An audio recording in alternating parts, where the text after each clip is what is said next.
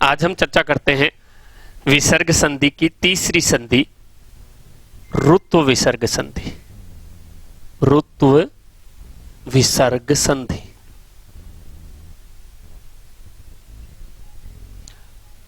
ऋत्व विसर्ग संधि।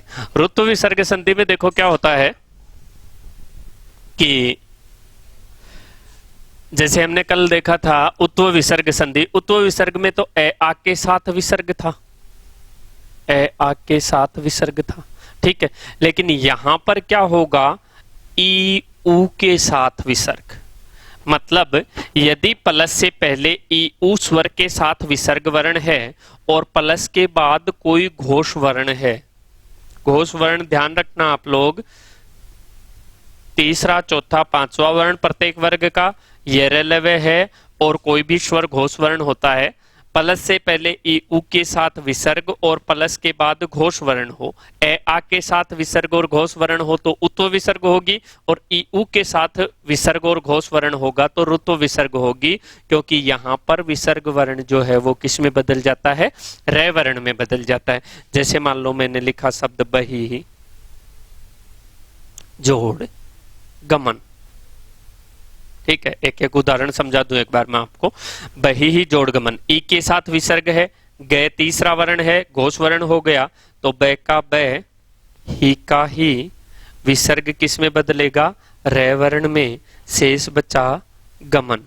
जोड़कर लिखे तो आधा रे वर्ण जो है, रे व्यंजन जो है वो आगे वाले वर्ण के ऊपर चला जाएगा और शब्द बनेगा बहिर्गमन, ठीक है।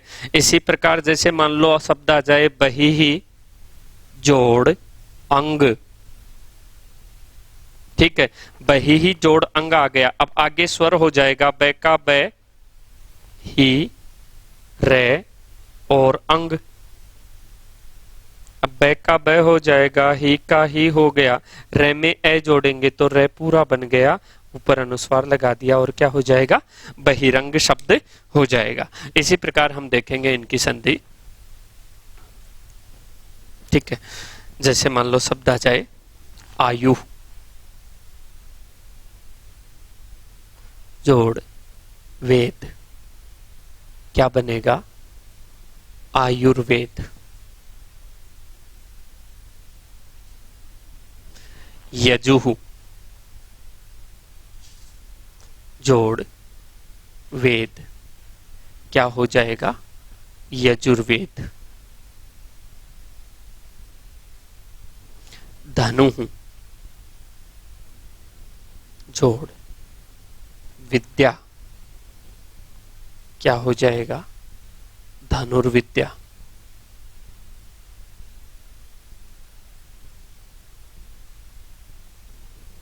धनुः जोड़ धर, क्या हो जाएगा, धनुर्धर।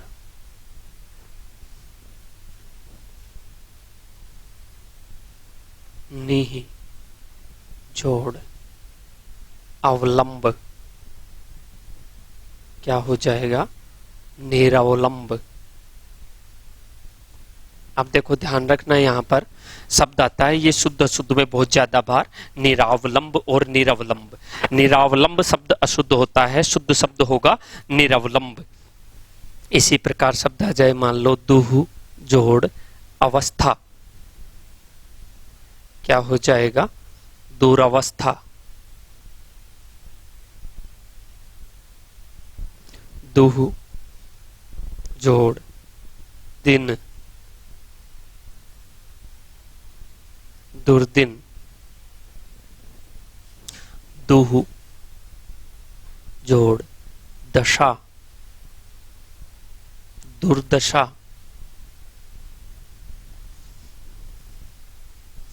निहि जोड़ औपचारिक, क्या हो जाएगा, निरौपचारिक।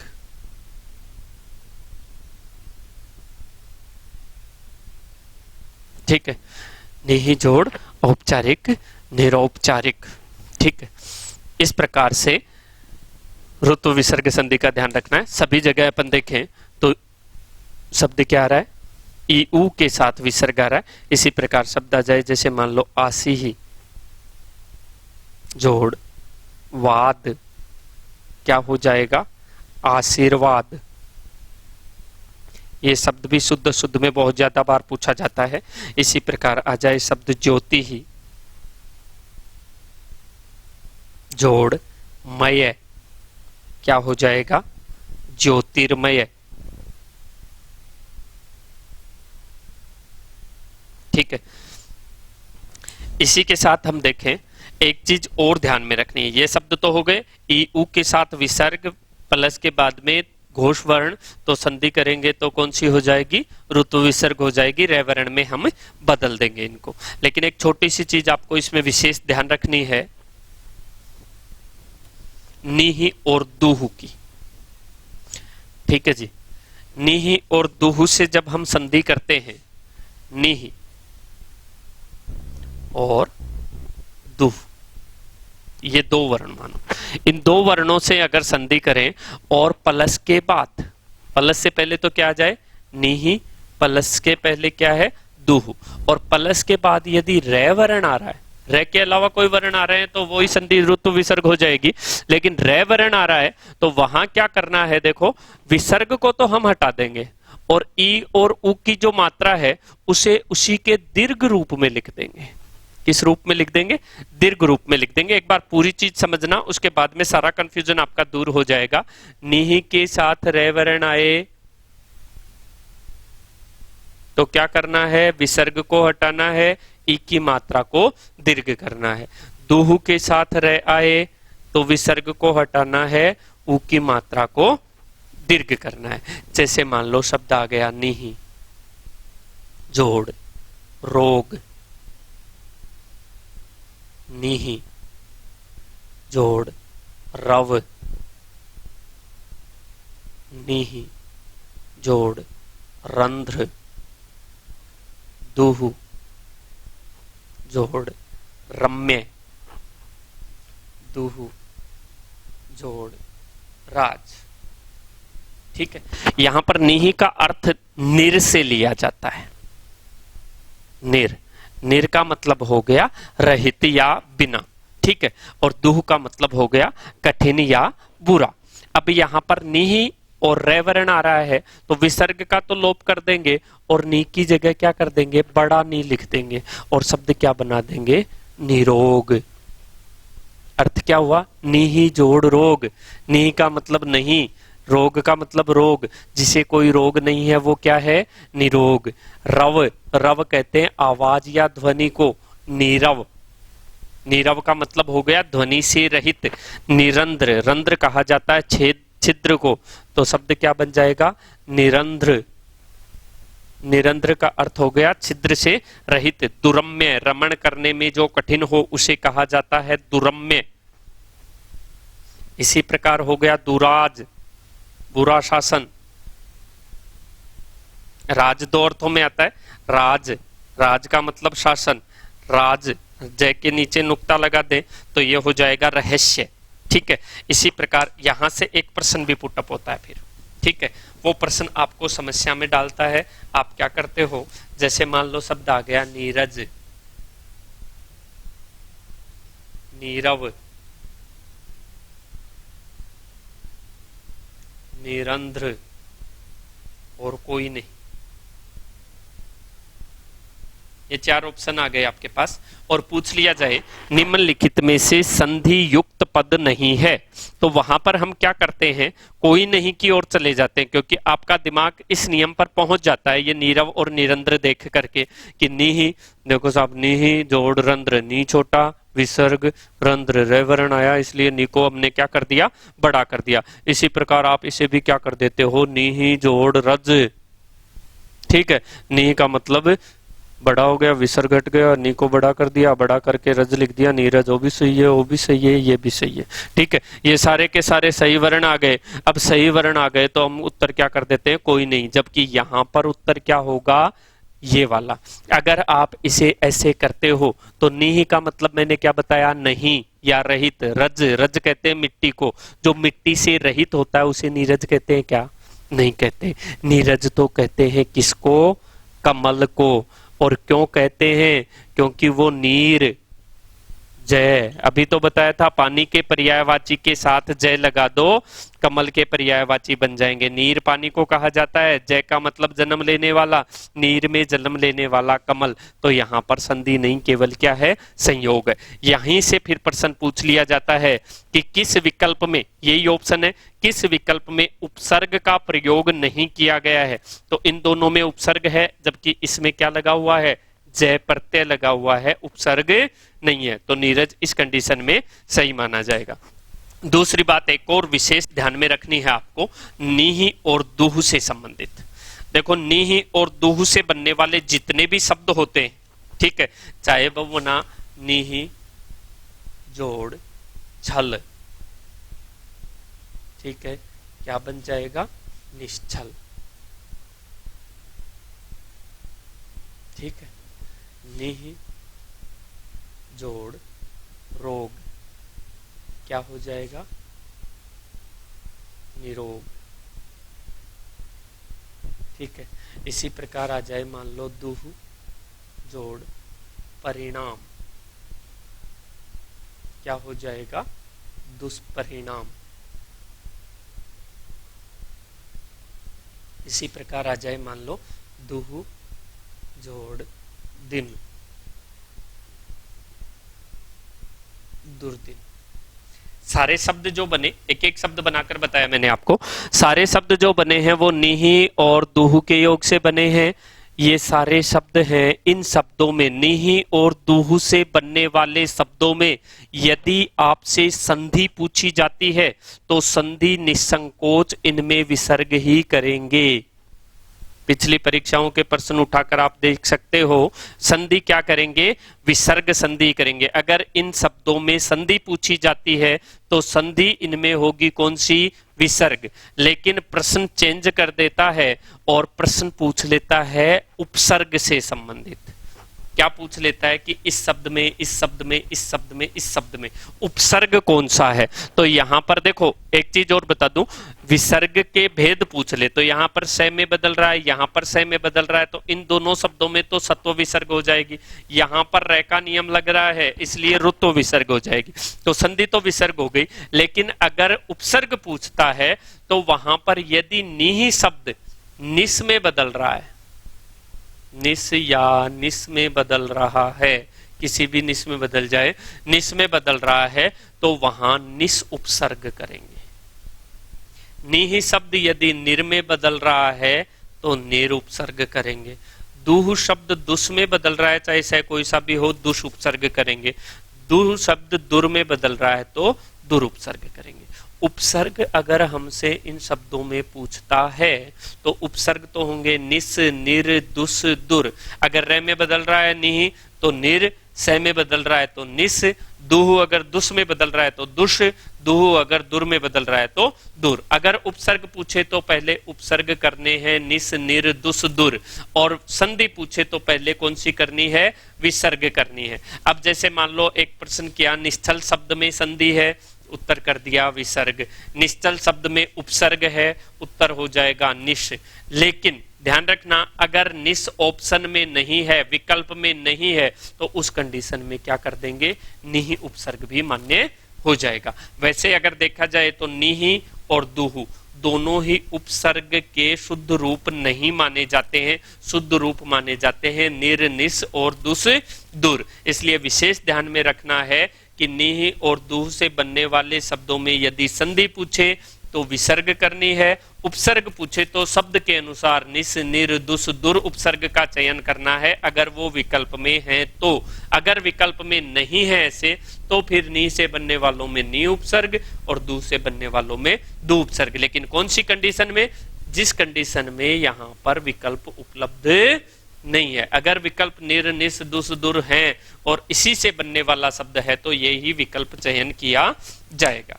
ये चीज ध्यान रखना। विशेष नियम नंबर दूसरा, ये तो निहि और दू का नियम हो गया। अब एक नियम और देख लो, पुनः शब्द, पुनः शब्द के साथ यदि कोई घोष वर्ण जुड़ता है तो संधि रुत्व विसर्ग होगी। नियम तो उत्व का काम कर रहा है, नियम तो किसका लग रहा है? उत्व का। जैसे ए के साथ विसर्ग और घोष वर्ण कौन सी संधि होती है? उत्व। लेकिन अपवाद स्वरूप क्या माना जाता है? पुनः शब्द जो है, पुनः शब्द के साथ अगर घोष वर्ण जुड़ेगा तो वहां पर रुत्व विसर्ग होगी, क्योंकि पुनः का शुद्ध रूप पुनर्माना जाता है। जैसे मान लो आ गया पुनः जोड़ अवलोकन,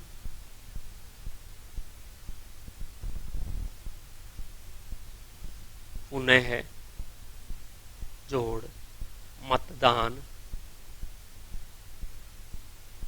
पुनः जोड़ विवाह, पुनः जोड़ उत्थान, पुनः जोड़ आवृत्ति, ये शब्द आ गए। तो यहां पर नियम तो उत्व का लग रहा है, लेकिन उत्व नहीं करके क्या करेंगे? रुत्व। रे में बदलेगा, शब्द क्या बनेगा? पुनर्वलोकन। ये शब्द भी शुद्ध अशुद्ध में बहुत ज्यादा बार पूछ लिया जाता है। पुनरावलोकन शब्द अपन सामान्य बोलचाल में बोलते क्या है? पुनरावलोकन, जो अशुद्ध माना जाता है। पुनः जोड़ मतदान क्या हो जाएगा? पुनर्मतदान। ठीक है। इसी प्रकार पुनः जोड़ विवाह, पुनर्विवाह। ठीक है। इसी प्रकार पुनः जोड़ उत्थान, पुनरुत्थान। इसी प्रकार शब्द आ जाए पुनः जोड़ आवृत्ति, पुनरावृत्ति। ठीक है। ये इसका विशेष नियम ध्यान में रखना है। तो सबसे पहले संधि सत्व पढ़ी। सत्व संधि में अघोष वर्ण और तालव्य, मूर्धन्य और दंत्य वर्ण आ गए। दूसरे नंबर पर उत्व पढ़ी। ए स्वर के साथ विसर्ग, ए आ के साथ विसर्ग और प्लस के बाद कोई घोष वर्ण है तो वहां कौन सी संधि कर देंगे? उत्व विसर्ग। उत्व विसर्ग के विशेष नियम में हमने पढ़ा कि ए आ के साथ विसर्ग और प्लस के बाद ए के अलावा कोई स्वर आता है तो वहां विसर्ग का लोप कर दिया जाता है।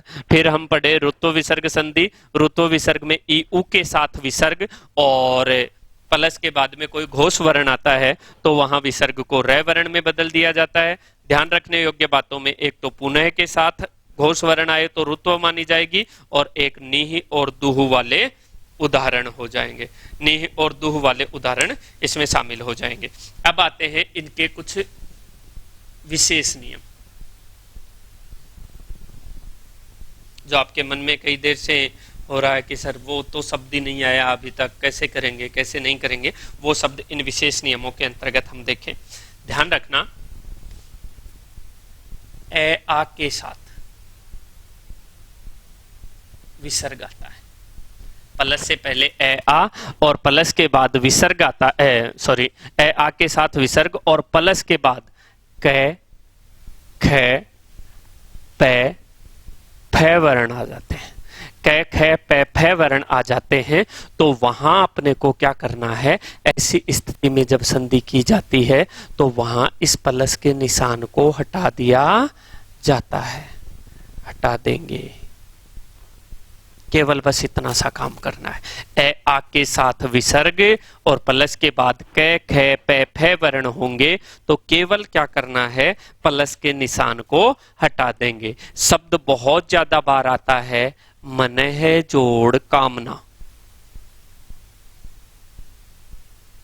मनः जोड़ कामना, और मनः जोड़ कामना को देखते ही आप क्या कर देते हो? मनोकामना शब्द लिख देते हो, जो अशुद्ध माना जाता है। ए आ के साथ विसर्ग है भाई और बाद में कै वर्ण है तो केवल प्लस का निशान हटाना है और शुद्ध शब्द लिखना है क्या? मनः कामना। कोई परिवर्तन नहीं करना, केवल शब्द क्या होगा? मनः कामना बनेगा। ये संयोग की श्रेणी में आता है लेकिन संधि की श्रेणी में प्रश्न पूछ लिए जाते हैं। इसी प्रकार शब्द आ जाता है अधः जोड़ पतन। इसको भी आप अधोपतन करते हो लेकिन होगा क्या? अधः पतन। यहां से एक प्रश्न भी बन जाता है, जैसे मान लो आपको भ्रमित करने के लिए दे दिया अधः जोड़ वस्त्र, अधो वस्त्र, अधः जोड़ गामी, अधोगामी, अधः जोड़ पतन,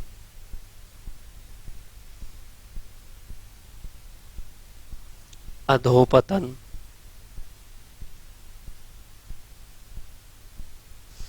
अधः जोड़ हस्ताक्षर,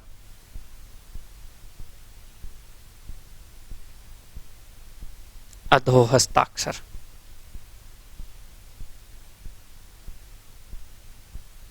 ये चार ऑप्शन दे दिए। अभी ये चार ऑप्शन देते हैं तब तक तो आपका माइंड खुला हुआ है, आप पेपर पढ़ोगे, इन चारों को पढ़ोगे, चारों आपको सही से लग रहे हैं तो आपका दिमाग सोचने पर मजबूर हो जाएगा कि क्या कहाँ कुछ गलती है। फिर शायद दिमाग में आ जाए कि अधः पतन तो अधः पतन होता है, अधो पतन नहीं होता, और आप सही कर देते हो। लेकिन आपके दिमाग को हैंग कर देता है एग्जामिनर, और हैंग करके यहां ऑप्शन डाल देता है कोई नहीं। प्रश्न बन गया, निम्न में से किस विकल्प में सही संधि कार्य नहीं किया गया है? आप देखोगे अधः जोड़ वस्त्र, अधो वस्त्र, अधः जोड़ गामी, अधोगामी, अधः जोड़ पतन, अधो पतन, सारे सही हैं, कोई नहीं उत्तर कर देते हो, क्योंकि अब आपका दिमाग क्या हो गया है, हैंग हो गया है। एग्जाम में जब हम बैठते हैं तो एग्जाम में बैठते समय अपन ने पता नहीं किस चीज की जल्दी लगी रहती है, और जल्दी जल्दी क्वेश्चन पुटअप करते हैं, क्वेश्चन सॉल्व करने की कोशिश करते हैं और गलतियां कर बैठते हैं। ध्यान रखना, अधः जोड़ पतन अधो पतन नहीं होगा, क्या होगा, अधः पतन होगा। जैसे हम लिखते हैं ना, प्रातः जोड़ काल, क्या हो जाएगा, प्रातः काल। ठीक है। अंतः जोड़ पुर, अंतः जोड़ पुर, क्या हो जाएगा, अंतःपुर। ठीक है, ऐसे शब्द। लेकिन इसके कुछ अपवाद भी हैं। कै ख पै फै वर्ण आ जाएं तो अपने को केवल प्लस का निशान हटाना है, लेकिन अपवाद स्वरूप कुछ शब्द ग्रहण किए गए हैं, उन अपवादों को विशेष रूप से ध्यान रखना। जैसे मान लो शब्द आ जाए नमः जोड़कार, नमः जोड़कार, पुरः जोड़कार, तेरह जोड़कार, भाहा जोड़कर, ब्रीह जोड़पति, ऐसे कुछ शब्द हैं। ठीक है, ये शब्द हैं, और इन शब्दों में अगर इनका नियम देखें, ये नियम देखें तो ये नियम के अकॉर्डिंग चले तो ये केवल प्लस का निशान हटाना है, लेकिन इन्हें हमने किस रूप में स्वीकार कर लिया, अपवाद स्वरूप स्वीकार कर लिया, और इनको नमःकार नहीं करके क्या कर दिया, नमस्कार, पुरस्कार, तिरस्कार, भास्कर, बृहस्पति। ठीक है, ये शब्द आ गए। अब इसमें अगर हम देखें तो पिछली 3-4 परीक्षाओं की बात करें, चाहे वो सेकंड ग्रेड हो, चाहे वो फर्स्ट ग्रेड हो, चाहे वो रीट हो, चाहे वो एचटेट हो, इन 4-5 परीक्षाओं में ये शब्द बार बार रिपीट हुआ है। कहीं पूछ लिया तिरस्कार का संधि विच्छेद करो, तिरह जोड़कार का शुद्ध संधि युक्त पद क्या होगा, तिरस्कार में संधि कौन सी है। तो एक चीज ध्यान रखो, विसर्ग बदल किस में रहा है, विसर्ग सभी शब्दों में स में बदल रहा है, तो संधि कौन सी होगी, सत्व विसर्ग हो जाएगी। कौन सी होगी, सत्व विसर्ग हो जाएगी। ध्यान रखना, इन 4-5 शब्दों का अपवाद आते हैं कै ख पै फै के नियम के। ठीक है जी। इसी प्रकार शब्द आ जाए, मान लो यहां पर तो ए आ लगा दिया अपन ने, ए आ के बाद में अपन अगर देखें कि ए आ नहीं हो गुरुजी, ए आ की जगह ई ऊ हो, क्या हो, ई ऊ स्वर, ई ऊ स्वर हो, और उनके साथ विसर्ग है, प्लस से पहले ई ऊ स्वर के साथ विसर्ग, और प्लस के बाद कै ख पै फै वर्ण है, तो वहां अगर हम संधि करेंगे तो ये विसर्ग वर्ण जो है वो मूर्धन्य स वर्ण में बदल दिया जाता है, मूर्धन्य स में बदल जाएगा। जैसे मान लो शब्द आ गया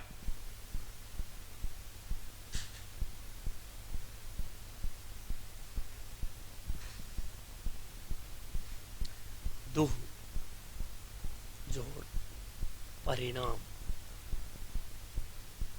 पैवरण आ रहा है तो क्या कर देंगे, दुष्परिणाम। दुह जोड़ परिणाम का क्या हो जाएगा, दुष्परिणाम। निहि जोड़ पाप क्या हो जाएगा, निष्पाप। इसी प्रकार आ जाए मान लो दुह जोड़ कर्म दुष्कर्म,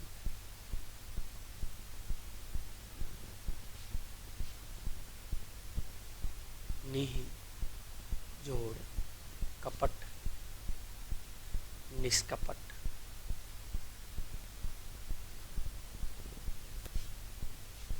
निहि जोड़ फल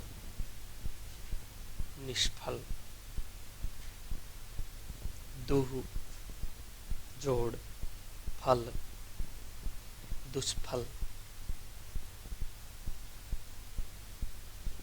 ठीक है, इसी प्रकार शब्द देखेंगे बहिः जोड़ कार क्या हो जाएगा, बहिष्कार। बहिः जोड़ कृत क्या हो जाएगा, बहिष्कृत। अब यहां से ये चीज हम पढ़ लेते हैं तो मैंने देखो वो पूरे वाला शब्द आपको बताया था पुनः, ठीक है, तो वहां पर और यहां पर परि वाला, सॉरी, ठीक है, परिष्कार वाला शब्द यहां पर मिल जाता है। जैसे परिष्कार शब्द आ गया, परिष्कार बहिष्कार दुष्परिणाम, ठीक है, ये आ गए। और कोई नहीं दे दिया, ये प्रश्न दे दिया और पूछ लिया किस विकल्प में विसर्ग संधि नहीं है, तो यहाँ तो दुह जोड़ परिणाम हो जाएगा, यहाँ बही जोड़ कार हो जाएगा। यहाँ भी आप लोग क्या कर लेते हो, परि ही जोड़ कार करके कोई नहीं उत्तर कर देते हो, जबकि परि ही जोड़ कार नहीं होता, शुद्ध शब्द क्या होता है, परि जोड़ कार। जो मैंने व्यंजन संधि के विशेष नियम में आपको बता दिया था कि परि उपसर्ग के बाद क्री धातु से बनने वाला कोई शब्द अगर आता है तो वहां पर दोनों के बीच में मूर्धन्य स का आगमन हो जाता है। ये छोटी छोटी बातें आप थोड़ी सी ध्यान रखना। सभी के मिक्सअप क्वेश्चन आजकल बहुत ज्यादा पूछे जाने लग गए हैं, तो उनका विचार करके ही अपने को प्रश्न हल करने हैं। इसका भी एक अपवाद आ जाता है। अपवाद रूप में अगर हम देखें तो इसमें शब्द जैसे मान लो आ जाए आयु जोड़ मान, ठीक है। अब यहां पर हम देखें आयु जोड़ मान, तो आयु जोड़ मान उ के साथ विसर्ग तो आ रहा है, लेकिन प्लस के बाद तो घोष वर्ण है, क ख है ही नहीं, घोष वर्ण है तो रे वर्ण में बदलना चाहिए, लेकिन ये आयु जोड़ मान रे में नहीं बदल करके क्या होगा, आयुष्मान ही माना जाएगा। इसी प्रकार आयु जोड़ मति, आयु जोड़ मति क्या हो जाएगा, आयुष्मति, ठीक है। वपुः जोड़ मान, वपुष्मान। तो इन शब्दों का आपको 3 अपवाद रूप में है, इनका और ध्यान में रखना है। यहां पर अपने संधि से संबंधित टॉपिक कंप्लीट हो गया है। और कंप्लीट होने के बाद एक चीज और ध्यान रखना, इसके बाद में कोशिश कर रहा हूं कि अब तक की जितनी परीक्षाएं, चाहे वो सेकंड ग्रेड है, चाहे वो फर्स्ट ग्रेड है, चाहे वो रीट है, आरटेट है, या फिर थर्ड ग्रेड एग्जाम है, उनमें जितने भी संधि से संबंधित प्रश्न पूछे गए हैं उनकी एक क्लास, उन प्रश्नों का हल करवाने के लिए एक क्लास आपकी हो, उस पर चिंतन मनन कर रहा हूं, प्रश्नों को एकत्रित कर रहा हूं। उससे आपको फायदा क्या होगा, अभी कुछ विद्यार्थी ऐसे हैं जो ये देखते हैं कि साहब ये तो सरल सरल से उदाहरण लिखा रहे हैं, इनमें तो क्या आएगा, ठीक है, ये तो मैंने बचपन में बहुत ज्यादा पढ़ लिया। लेकिन बचपन में पढ़ लिया वो बात अलग है, वही प्रश्न अगर आपका परीक्षा में आता है तो आप कंफ्यूज हो जाते हो थोड़े, उस कंफ्यूजन को दूर करने के लिए, और ये जो सामान्य से उदाहरण आपको यहाँ दिखाई दे रहे हैं ना, वो परीक्षा में कलिष्ठ लगते हैं जब याद करके नहीं जाते हैं, ढंग से समझ करके नहीं जाते हैं। तो परीक्षा में पूछे गए प्रश्न किस हद तक आप कर पाते हो उनका भी चयन कर लेंगे, जिससे मन में आपके कॉन्फिडेंस लेवल जागृत होगा और आपके मन में यह होगा कि नहीं संधि मैंने सीख ली है। Okay, thank you.